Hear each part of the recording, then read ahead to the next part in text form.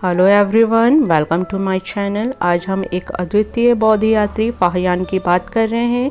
ये जानकारी आपको पसंद आए तो लाइक, शेयर और सब्सक्राइब जरूर कीजिए। तो स्टार्ट करते हैं। फाहियान एक चीनी यात्री था जो गुप्त वंश के शासक चंद्रगुप्त द्वितीय के शासनकाल में भारत आया था।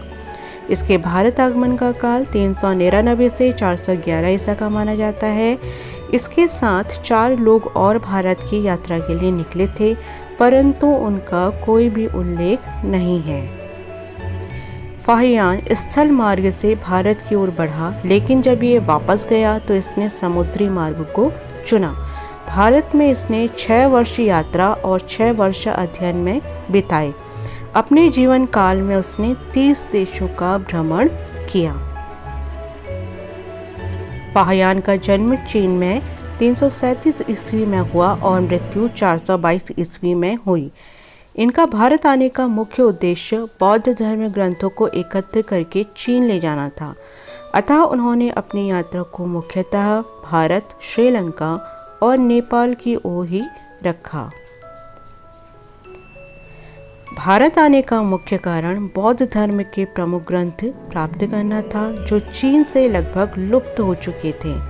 इसलिए उसका पहला मुख्य कर्तव्य भारत आकर पुस्तकें प्राप्त करना था और उन्हें वापस अपने देश चीन ले जाना था।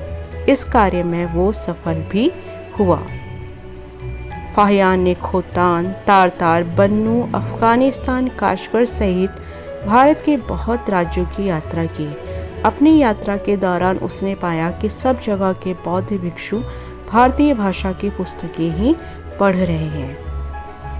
फाहियान ने छोटी उम्र में ही संन्यास ले लिया था। अपना पूरा जीवन उसने बौद्ध धर्म ग्रंथों के अध्ययन में बिताया। वह मध्य एशिया होता हुआ भारत पहुंचा। इस यात्रा काल में उसने गांधार, तक्षशिला, उच्च, मथुरा, गया, वाराणसी आदि स्थानों को देखा।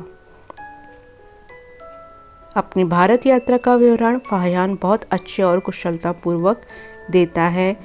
उसके अनुसार तत्कालीन प्रशासन बहुत कुशल तथा प्रबंधित है, लोगों में अनुशासन है और राजा के सामने किसी को किसी भी प्रकार का दंड देने की कोई भी समस्या नहीं आती है।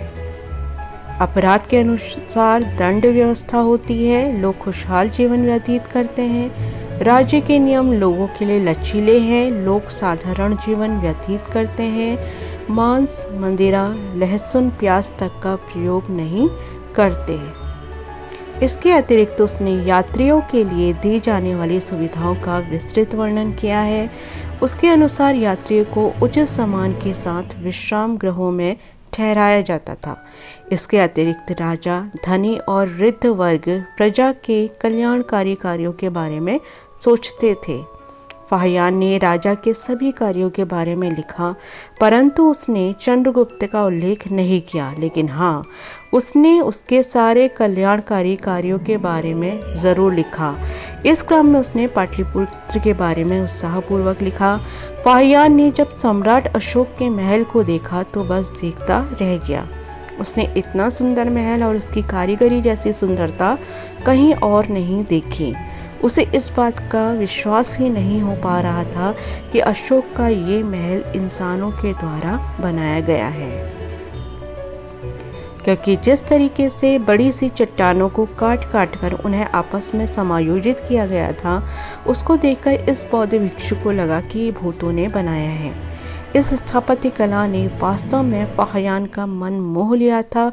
वो बस इसे देखता ही रह गया। इस तरह फाहियान ने भारत में अपने दिन बिताए, यहाँ रहकर संस्कृत भाषा का अध्ययन किया और यहाँ के परिवेश को समझकर अनुभव के रूप में अपनी पुस्तक में लिखा और अंत में वापस अपने देश चीन को गया। तो ये कहानी आपको कैसी लगी बताइएगा ज़रूर। Till then, bye bye, thank you.